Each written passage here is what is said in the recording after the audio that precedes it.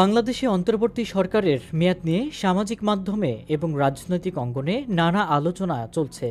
এমন এক প্রেক্ষাপটে প্রধান উপদেষ্টার সঙ্গে দেখা করে নির্বাচনে সুনির্দিষ্ট রোডম্যাপ না পেয়ে অসন্তুষ্ট প্রকাশ করেছে বিএনপি। দেশের রাজনীতি নির্বাচন নিয়ে সরকারের প্রতি সন্দেহ যেমন বাড়ছে, একই সঙ্গে অন্তর্বর্তী সরকারের লম্বা সময় এমনকি ৫ বছর ক্ষমতায় থাকার প্রসঙ্গ বেড়েই উঠছে। রাজনৈতিক বিশ্লেষকদের অনেকেই বলছেন এর ফলে সরকারের সঙ্গে অংশীজনদের এবং সর্বোপরি রাজনীতিতে সন্দেহ, অবিশ্বাস ও বিভাজন বা দূরত্ব বৃদ্ধির আশঙ্কা থাকে। কিন্তু প্রশ্ন হচ্ছে, অন্তর্বর্তী সরকারের দীর্ঘ সময় ক্ষমতায় থাকার বিষয় কেন আলোচনা আসছে এবং ক্ষমতা দীর্ঘায়িত করা কি সম্ভব? অন্যতম প্রধান দল বিএনপি নেতারা বলছেন, এই সরকারের বয়স ৮ মাস পার হলেও নির্বাচনের কোনো সুনির্দিষ্ট রোডম্যাপ দেওয়া হচ্ছে না। সে কারণেই তৈরি হচ্ছে সন্দেহ এবং উঠছে নানান প্রশ্ন। এদিকে রাজনৈতিক বিশ্লেষকরা অবশ্য পরিস্থিতির জন্য রাজনৈতিক দলগুলোরও দায় দেখছেন। প্রধান উপদেষ্টার সঙ্গে বৈঠকে আগামী জাতীয় নির্বাচনের সময় তারিখ বা সুনির্দিষ্ট পণক কথার রোডম্যাপ বিষয়ে স্পষ্ট হতে চেয়েছিল বিএনপি। প্রায় ২ ঘন্টার বৈঠকে দলটি নির্বাচনের পথন কষার বিষয় স্পষ্ট হতে পারেনি, বরং ডিসেম্বর থেকে জুনের মধ্যে নির্বাচন হবে। প্রধান উপদেষ্টার এমন বক্তব্যে হতাশা প্রকাশ করেছেন বিএনপির মহাসচিব মির্জা ফখরুল ইসলাম আলমগীর।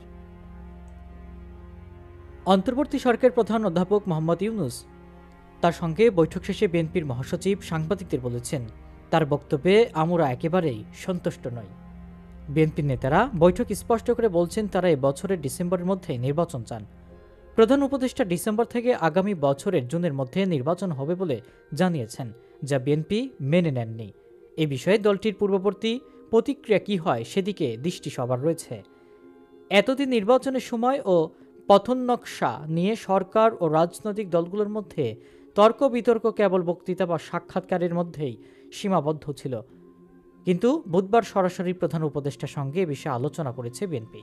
এ বিষয়ে বিএনপির নীতি নির্ধারণী পর্যায়ের একাধিক নেতার সঙ্গে কথা বললে তারা জানিয়েছেন, নির্বাচনের সময় তারিখের প্রশ্নে সরকার প্রধানের বক্তব্যে একমত হতে না পেরে বিএনপি নেতিবাচক প্রতিক্রিয়া দেখালেও এখনই কর্মসূচিতে যাবে না। তবে দলটি দ্রুত নির্বাচনের আনুষ্ঠানিক রোডম্যাপ বা পথকনসা ঘোষণার জন্য সরকারের উপর চাপ অব্যাহত রাখবে। এ লক্ষ্যে ঘরোয়া সভা, সেমিনারের পাশাপাশি জেলা, মহানগর ও অঞ্চলভিত্তিক সভা সমাবেশ শুরুর সিদ্ধান্ত আছে।